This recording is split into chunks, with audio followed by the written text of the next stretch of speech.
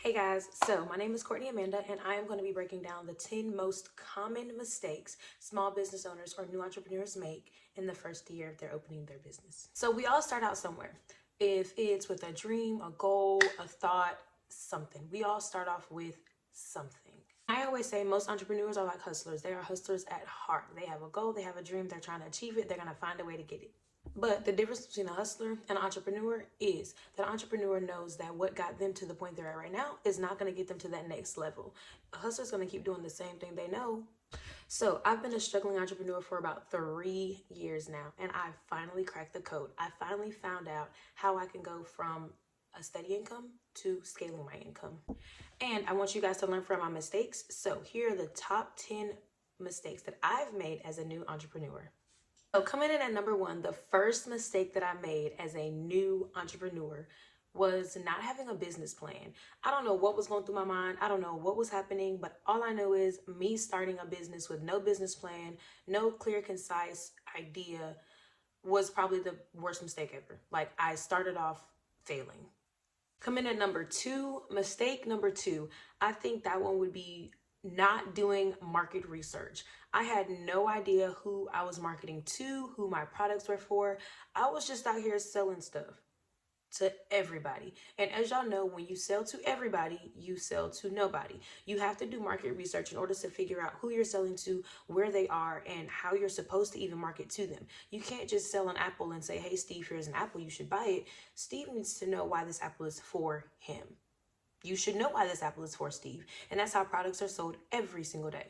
Along with not doing market research, I also did not research my competition. So let's say that I was selling clothes. Okay, what kind of clothes? Let's say I was selling trendy clothes for BBL bodies, because that's a big thing now. My direct competitors would be like Fashion Nova and Pretty Little Thing. But not once did I even find myself looking on their social media, looking at their ads, looking at anything they were doing. I was like, I'm going to just go and do me, and people are going to support me because I am who I am. Girl, you are nobody out here in these streets. But yet still, I thought that that was going to sell clothes, and it didn't. Which leads me into mistake number three, problem versus solution. I was out here trying to sell a product instead of selling a solution. I could have been selling clothing for women who look like me, who don't have a BBL body, and I would have sold out. But I'm selling trendy clothes to everybody, and no one was buying them. So my advice would to be never to sell a product, but you're selling a solution. So let's say that you sell wigs or bundles or hair. You're not selling those things. You should be telling people, I sell protective styles to foster the growth and nurturing of African American hair. That's the solution. I need a wig because my hair during the wintertime looks a mess and I never can take care of it. So I'm going to slap on a wig. You are providing that product or service for me. And I'm going to buy it because that is what you're telling me that it is for. So we're not even halfway done yet. And y'all have already realized that I started my business completely wrong.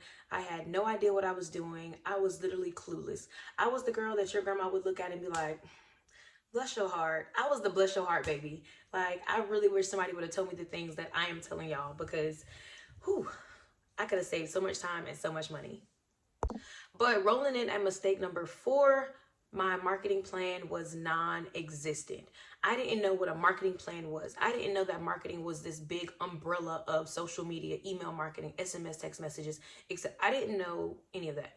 I tried to YouTube my way through marketing, and I really should have just taken a course on it to save myself some time and actually gain all the valuable knowledge that would have helped me in the long run. I really thought that a marketing plan was me opening up an Instagram page and posting maybe 1 or 2 times and doing a little TikTok dance, and that was going to bring me customers. I was not nurturing my clients. I was not, building them in at the top of the funnel. I wasn't doing any of that. They saw me one day, they didn't see me for another 2 or 3 weeks. Like, I thought that that was okay, and I thought that was a marketing plan, but it isn't. You actually need a clear, concise plan, at least for 3 months, until you can create consistent content from other users or your business or behind the scenes. Like, you really need a marketing plan. You can't just take it day by day. Day by day is going to lead you to failure. Take it from me. I failed my first business. I'm not going to fail anymore because I've already learned the mistakes. Please have a clear, concise, realistic marketing plan. Rolling in at mistake number 5. I was funding my business out of my own pocket. And most people do. They save up, you know, $2, $3, $4,000 and they launch their business. Cool. But I did not know that I didn't need to do that. I could just use or leverage my business credit. Also, I went and got a business or an LLC way before I had to. I was out here listening to LLC Twitter. LLC Twitter will have you and the IRS together in a meeting, auditing your ass. You literally do not need an LLC until you're making a certain amount of money on a consistent basis. LLC Twitter will have you out here building an LLC, but have no idea what the LLC will actually do for you. Please look up, research what an LLC is, what it does, and how you can benefit from it, both in your personal and your business life. When it comes to funding your business, you do need to understand you either fund it out of your pocket or you fund it using your business credit. I made the mistake of funding it out of my pocket and using some of my credit cards to do so. So I went into personal credit card debt, funding my business before it was even open. Which leads me into mistake number 6. Do it yourself is a very cost-effective way to get things done at first. But you need to realize that you cannot do it all. You do need to outsource some things, which is why I always tell people you can't start a business with $0. I suck at copywriting. I suck at writing emails. I suck at writing newsletters. I can do bullet points. I can write out a script. But when it comes down to talking to my target audience in my brand voice, that's not where I succeed at. I actually don't do well with that because I always feel like I should be talking to my homegirl, and my homegirl is not my target audience. So I had to outsource other people writing emails, writing my newsletters, you know, writing the product descriptions on my websites because I didn't do a good job of that. I would have spent, or I did spend, hours on hours researching how to speak to my target audience and what emails they would actually want to see versus the emails that I actually wrote. And I wasted a lot of time doing that. So now I just outsource it. You need to figure out the things that you're really, really good at and the things that you aren't really good at. And you need to outsource those things to save yourself time. Yes, DIY, TikTok taught you that you could be your social media manager. You could post on social media on a regular basis. You know, you were your manager, period. You could ship out all orders. You were the shipping and handling, packaging expert, all of that for your business. That does not appeal to me. That did not appeal to me then, and it does not appeal to me now. I do not want to be the DIY one-stop shop. Okay, I'm not going to be spending 24 hours working on a business when I can outsource 3 people to do the rest of those tasks, and I only have to worry about one thing. That is how you succeed. Mistake number 8 is kind of the same as mistake number 7, but mistake number 8 is going to be not asking for help when I needed it. My pride was way too high. I definitely did not understand that people were out here ready to help you. Yes, it was going to cost something, but why not go ahead and pay them to help me make it through instead of me trying to struggle through and then wasting more money. There are so many coaches out here, so many experts, so many gurus. You just need to find someone who is going to be leveling with you, who you relate to, who is going to be able to help you through whatever process you're going through. If you're stuck on how to write ads or how to, run ads, maybe you need to find an ad expert. If you don't know how to build a website and it's just basic, it's ugly, it's not appealing to the eye or not appealing to your target audience, maybe you need to hire a website builder. If you don't know where to start on your business or your brand, maybe you need to hire a brand builder, a brand expert, someone who knows how to build brands and build businesses. That way you don't struggle for 3 to 6 months doing something that someone else knows how to do in a week. Outsource. Outsource is going to be my favorite word. Outsource anything you don't know how to do. Finishing up mistake number 7, you need to learn how to invest in yourself. You need to understand that you are your biggest investment. If you invest in yourself, your knowledge, your learning, you're going to get a return on it. You're going to return the investment tenfold. Stop buying these cute little ebooks that are $47 when you can just invest in a coach and a mentor for maybe $200 to $250, whatever their price is. Pay them their price because it's worth it. I've learned that having a coach is worth it. It's not enough to just have them, spill their free game on TikTok or Instagram or Twitter. You actually need somebody in your back pocket talking you through a process, especially if you're like me, who is a world-class procrastinator. I need someone on my back making sure that things get done. So I had to spend that money, but I got it back tenfold. And I'm only telling y'all this because I've already been through the process of spending those $20 to $30 on an ebook here, ebook there, trying to teach myself, trying to DIY everything. all the money that I spent on courses, on ebooks, on masterclasses, I literally could have paid for a coach for an entire year. I have a collection, a binder and a half full of ebooks that I printed out, that's the only ones I printed out. Those aren't even the ones that are still sitting in my inbox that I haven't even looked at or breezed through and didn't see anything valuable. Stop wasting your money on things that are invaluable at the time, or you think that it's going to help you through whatever stage you're in, and go hire someone who's going to help you. Okay, so mistake number 8, and I can't even believe this is a real mistake, but it is. Mistake number 8 is not creating realistic goals. I was on Instagram really heavy back in 2020, and all I saw were these girls shipping out thousands and thousands of packages, sitting on bulk inventory. Yeah, I know y'all seen the pictures. That's what I wanted. I wanted to be that girl. I wanted to be the girl who had thousands of orders spread around her bedroom, who had to take 7 to 8 trips to the post office, who was rolling in orders at UPS and FedEx. I wanted to be that girl because that girl was making money. But what I didn't realize is those people have been in business for months and months and even years before they got to that point. My opening goal was I wanted to make $100,000. Think that is not realistic. Making $100,000 is not realistic when you're selling clothing. It's not.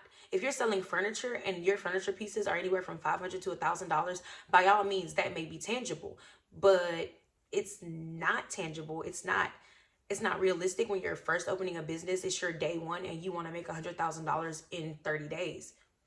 It's unrealistic. Making realistic goals for yourself and setting realistic goals for yourself based on where you want to be and where you want to push your business is going to be the biggest step you can make. Do not set goals based on what you see or hear on Instagram or TikTok or Twitter. They've been in business for a while. Don't measure your chapter 1 by someone else's chapter 25 or 30. You're just starting out. Okay, rolling into mistake number 9. Now, this is actually should be in like the top 5 because it's such a huge mistake and cost me a lot of money. I was not pricing my products in order for me to make a profit. I used to see these boutiques and they were selling their clothes for like $45 for a top, $75 for pants. And I'm like, why are y'all so expensive? Like, this is not Zara. This is giving H&M. But I didn't factor in the fact that they had shipping costs. They had shipping costs for their clothes. They had bulk inventory sitting. They wanted to make a decent profit. My profit margins were so low. Even if I sold all of my inventory, I still would not have made enough money to rebuy any more inventory. I would have made maybe half of that. I did not understand profits. I did not understand where my profit margin should have been for me to be able to go and buy back the clothing and have a product still, and to have a profit left over. I think that was one of my biggest mistakes, and it cost me a lot of money in the end because I was pretty much giving away clothes. Like, I was selling them I was giving them away. And that makes no sense. If you're in business to make money, not to give it away. So set your profit margins. And if you don't understand profit margins, go talk to someone who does so they can explain it to you in a better light. Because you making $10 on a shirt that retail or MSRP is $25, you need to be making at least that much back. And last but not least, the 10th mistake I made as a small business owner, a new small business owner, was I didn't give myself enough time and I gave up. I gave up on my dreams. I gave up on my goals because they were too hard. I wasn't making any money. I was wasting my time. These are all the excuses I gave myself to just flat out give up on everything that I had been working on. I had spent 6 months preparing for my launch for my business, and it took me all of 3 months to give up on it. Do not give up on your goals and your dreams. If you need to readjust them by all means. That's okay. But never just give up on your goals. You've already put so much work in. You've already put in the effort. Why are you going to give up in the middle of it? That doesn't make sense. You need to make sure that you're still on par for your goals, to reach your goals. You don't want to just give up because you don't see the results you want to see. Why would you give up? The hardest part is already out of the way. You've already done all of the hard work starting and launching. You're at your launch, you're 30 days out, and you see that you're not making what you thought you were going to make. You're not reaching who you thought you were going to reach. Fix it. Don't look at it continue to fail. Fix it. Fine tune it. If you don't know how to fix it, you don't know how to fine tune it, outsource it to someone who can help you. There's no point in you giving up in the middle of success. If you're not doing well, you can always fix that. But if you just give up, there's nothing else you can do. So now that you've heard the top 10 mistakes that I've made as a small business owner, please do everything in your power to not make the same mistakes. Let's stop repeating history here. Okay? Now, if you did like this video, please like, comment, and subscribe to my channel, because I will be dropping more small business tips, tricks, and hacks for you guys on your journey of becoming a small business owner. Good luck.